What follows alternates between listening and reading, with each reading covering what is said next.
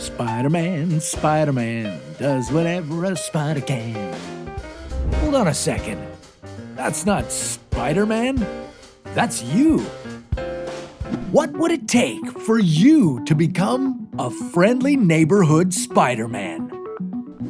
How could you create a web strong enough to stop a train? And what kind of spiderweb device would you need to invent? You know, I'm something of a scientist myself. This is What If, and here's what would happen if you could make a spiderweb like Spider-Man. Peter Parker, also known as Spider-Man, developed his arachnid abilities after being bitten by a radioactive spider. This gave him superhuman strength and reflexes, as well as the ability to crawl on walls. But the Spidey skill you're most interested in is the web. That's what allows Peter Parker to swing around skyscrapers and tangle up baddies.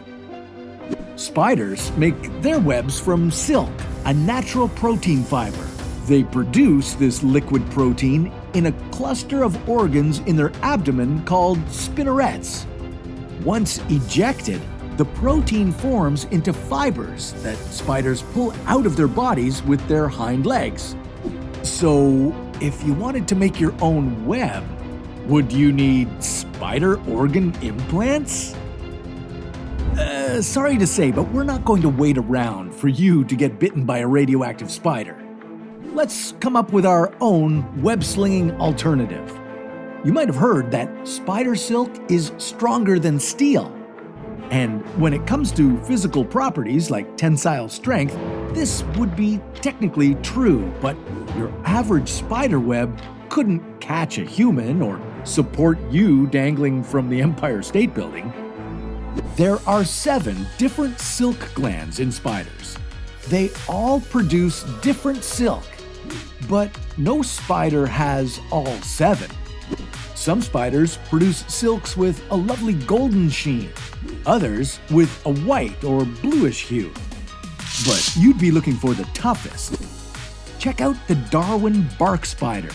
A 1 millimeter thick thread of this silk could support the weight of a panda dangling from it. Tough, but not tough enough. Switch over to a Malaysian steel cable of the same thickness. Now, your web could support the weight of a full-grown gorilla. But for the heroic acts that you'd need to accomplish as a friendly neighborhood Spider-Man, like stopping a train, moving at full speed, you'd need something lightweight and tougher than steel, like a carbon nanotube rope.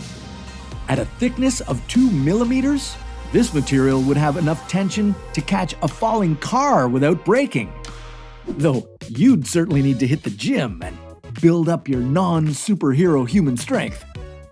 With that all sorted, you'd need to pack that into Spider-Man's watch-sized wrist contraption, and you'd be ready to save the day. Well, almost ready.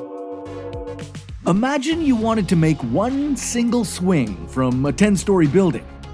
You'd need 20 meters of carbon nanotube rope. The volume of rope you'd need for that one use would be similar to the volume of 1.5 golf balls. And you'd certainly want to swing more than once. If you tried 50 times per hand, you'd need your wrist containers to be about 10 centimeters in length.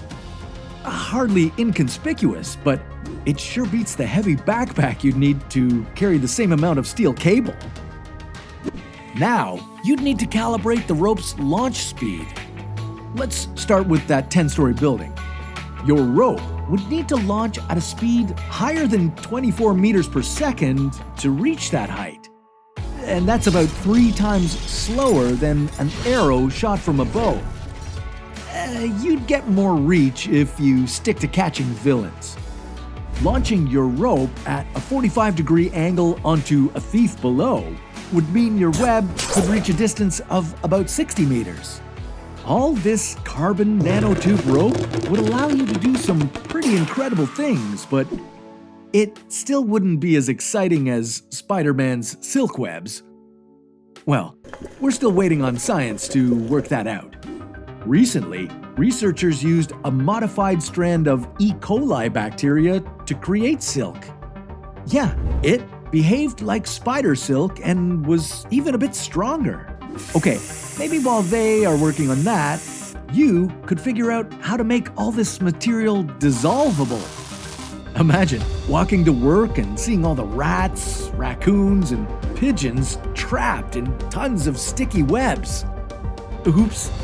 Or worse, imagine getting caught in a giant spider web yourself. Well, that's a story for another What If.